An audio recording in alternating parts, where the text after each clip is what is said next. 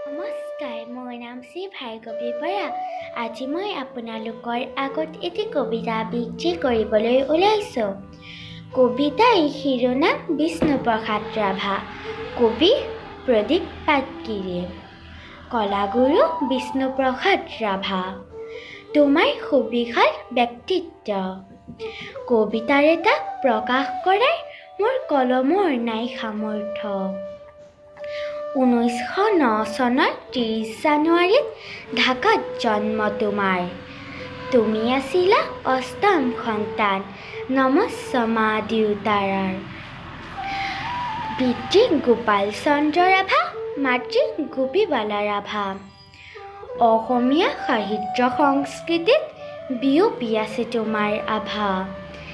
পঢ়া শুনাত আছিলা তুমি এগৰাকী মেধাৱী ছাত্ৰ। ইংৰাজৰ বিৰুদ্ধে যুঁজিছিলা, মাতৃভূমিৰ তুমি বীৰ পুত্ৰ। তুমি জানিছিলা বহুতো ভাষা, দুখীয়াক বিলাই দিছিলা মাটি, খেল, অভিনয়, নৃত্য, গীত, সকলোতে তোমাৰ খ্যাতি। তুমি আছিলা বিপ্লৱী কমিউনিষ্ট, সৰ্বহাৰাৰ বাবে কৰিছিলা সংগ্ৰাম। চৰকাৰৰ ৰোষত পৰিছিলা, লিখিছিলা কত যে বিপ্লৱী গান। বিধায়ক হৈছিলা তুমি অসম বিধানসভাৰ।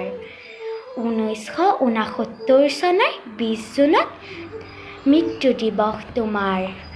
আজি শ্ৰদ্ধাৰে সোঁৱৰিছোঁ তোমাক, সেই মহান অসমীয়া।